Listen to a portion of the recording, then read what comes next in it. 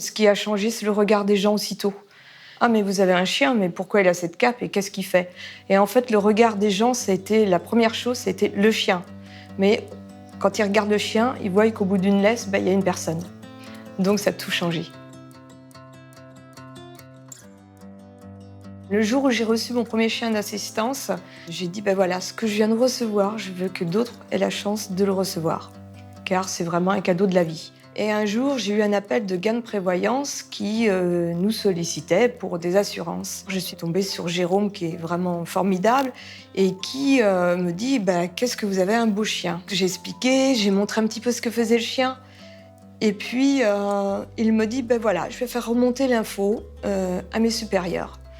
Et du coup, l'histoire de Gain Prévoyance a démarré là. Cette initiative d'accompagner Andy Chien est complètement en cohérence avec nos valeurs. Une action avec un engagement fort de service concret qui peut se matérialiser.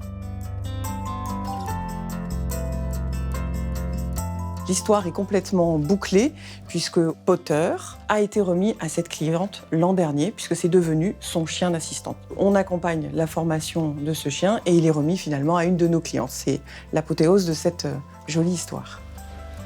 Potter, viens. Potter, viens. Potter, tag. Potter, tag. Tac, tac, tac, tac, tac. Tac, tac. Ouais, excellent, mon chien.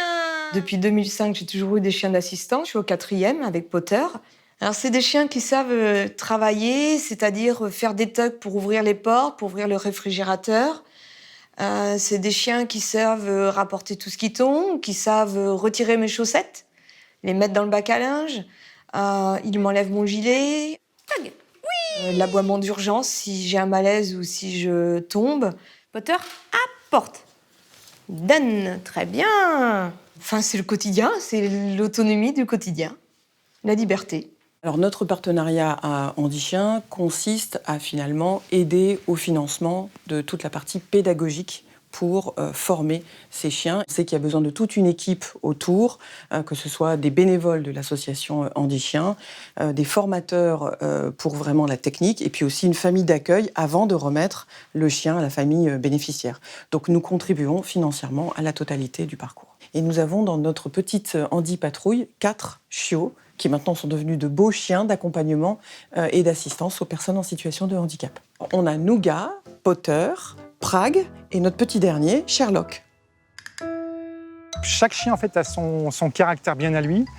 J'ai eu des chiens qui étaient en général assez calmes et Sherlock, il est dans la continuité. Alors il est très proche de l'humain, il n'y a pas de souci. Par contre, il fait des petites bêtises encore, il a que 6 mois, donc il a tendance à vouloir aller à l'eau ou à de temps en temps sauter sur les personnes quand c'est trop proche. Mais bon, on y travaille pour que ça s'améliore. C'est bien, Sherlock. Doucement. Oui, c'est bien doucement. Alors, je suis famille d'accueil depuis 2015. Donc, le chien est avec nous au quotidien. Il y a juste, dans l'année, il va faire 2 ou 3 rotations. C'est-à-dire, il va partir entre 15 jours et 1 mois dans une autre famille, et nous récupérer un autre chien. Ce qui permet au chien de se détacher un peu de nous, et nous également, nous détacher du chien, quoi. C'est bénéfique pour les deux parties. Sherlock, couché. Voilà, c'est bien couché. Sherlock, pas touché. Donc en tout, le chien, il doit connaître une 50aine de commandes. Nous, on va en apprendre une 30aine. Et le reste va être fait à l'école après, des commandes spécifiques, des fauteuils roulants, des choses que nous, on ne peut pas travailler en tant que famille d'accueil. Sherlock, fini.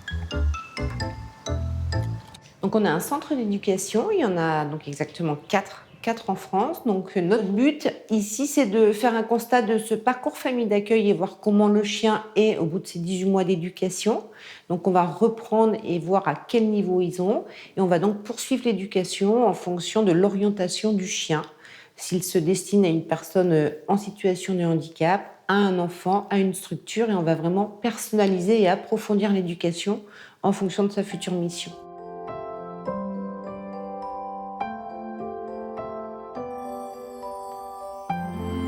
Nous, les éducateurs, on termine leur éducation et on va ensuite avoir pour rôle de pouvoir remettre ces chiens-là aux bénéficiaires qui en font la demande.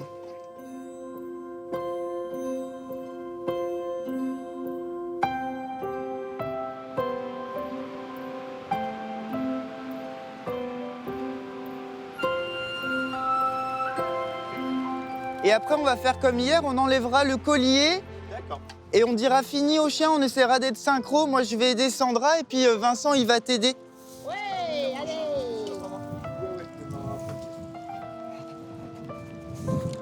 Vous faites juste attention à vous parce que quand ils jouent, ils sont bien énergiques. Donc, Alors s'il revient vers toi, même sans que tu l'aies appelé, tu l'as fait ici. Ah bah carrément. Alors là, c'est... Tu peux lui donner une petite friandise.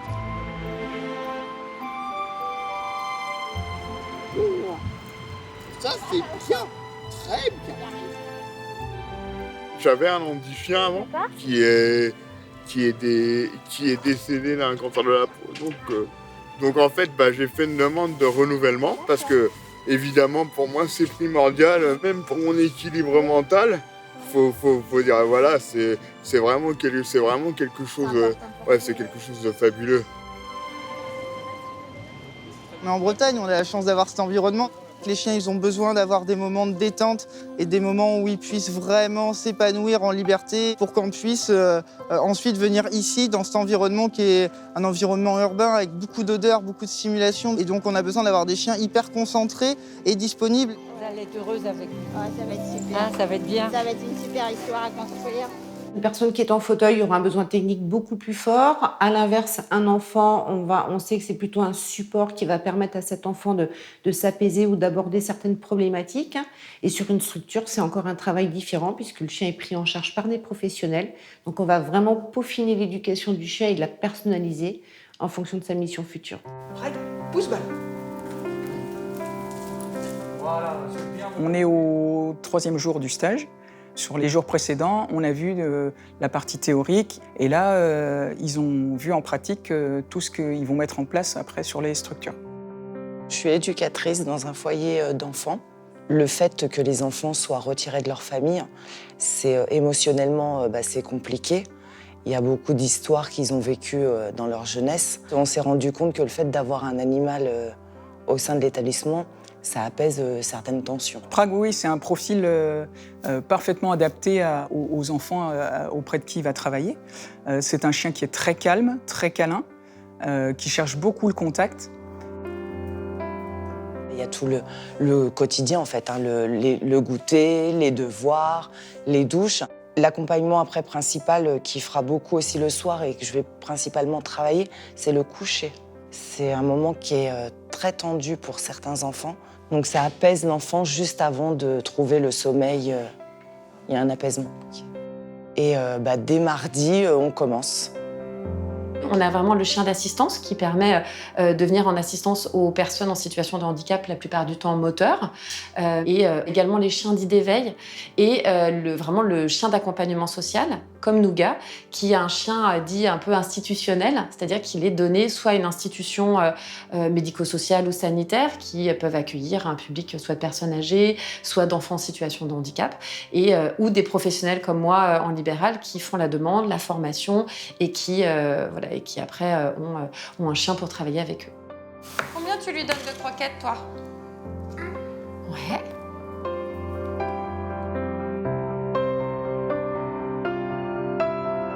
Je ne vois quasiment que des enfants ou des jeunes majeurs qui présentent des troubles du neurodéveloppement. Donc, dans les troubles du neurodéveloppement les plus connus, on a les troubles du spectre de l'autisme, mais aussi les troubles du déficit de l'attention. Est-ce que Nougat, est-ce que tu l'aimes ou pas?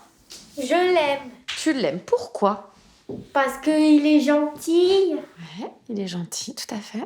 Parce qu'il est tout doux. Ouais. Parce qu'il y avait des poils. Parce qu'il a des poils, tout à fait. Ce sont des enfants extrêmement empathiques, puisqu'en fait, il n'y a souvent pas de souci pour le partage émotionnel, un petit peu comme ça, brut, sans qu'il soit intellectualisé. Par contre, se mettre à la place de l'autre pour penser ce qu'il pense, et après, prédire le comportement de l'autre en fonction du contexte, en fonction de ce qu'il pourrait ressentir. Ça, c'est ce qu'on appelle la théorie de l'esprit. Et ça, on sait que c'est très, très souvent quelque chose qui fait défaut, en effet, chez les personnes avec un trouble du spectre de l'autisme. Et alors, dis-moi, quand est-ce que ce sera l'anniversaire de Nougat? Mois de novembre. Ah, mais quel jour exactement? Comment on fait quand on ne sait plus une date? Où est-ce qu'on peut regarder? Fiona, il y a eu tout un travail qui a été fait dans un premier temps sur son agenda. Donc Fiona, on travaille beaucoup le repérage dans le temps. parce qu'elle est très mal repérée, donc elle a un agenda. Et on avait travaillé depuis plusieurs années sur le fait de raconter ce qu'elle a pu faire, donc vraiment dans le passé. On commence à travailler ce qui va se passer dans le futur. Et comme elle est extrêmement motivée par Nougat, du coup, c'était beaucoup plus intéressant pour moi de dire, OK, quand est-ce que c'est l'anniversaire de Nougat? Et on le note sur l'agenda, on essaye de s'en souvenir et on essaye du coup de planifier des choses pour fêter l'anniversaire de Nougat. Et du coup, on va travailler aussi des choses autour de la théorie de l'esprit. Qu'est-ce qui pourrait intéresser Nougat pour son anniversaire? Est-ce qu'un livre, ça l'intéresserait? Bon, non, pas trop. Ah, peut-être un jouet? Bah oui. Et donc là, elle se met à la place et donc elle fait travailler sa théorie de l'esprit. Il est beau, hein? Oh, quelle beauté! Comment ça s'appelle? Ouais, ça s'appelle comment? Ça s'appelle des poils. J'ai beaucoup d'enfants que Nougat apaise, que seulement, rien que sa présence, en fait, suffit à apaiser. Ça aide beaucoup d'enfants avec des troubles du déficit de l'attention. Il y a quelque chose un peu de l'ordre du cadre contenant, quand même. Nougat est là, on peut parler de lui, on peut lui parler. Du coup, je peux observer des interactions aussi un peu plus à l'extérieur. Ce qui est intéressant aussi, c'est que Nougat, il comprend certains signes du langage des signes français.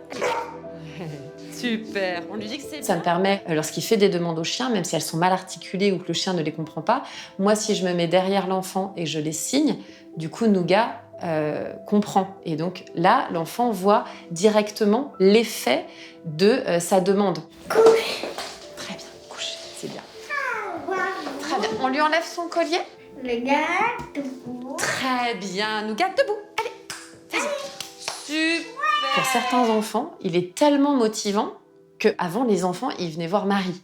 Et j'ai des enfants aujourd'hui qui viennent voir Nougat.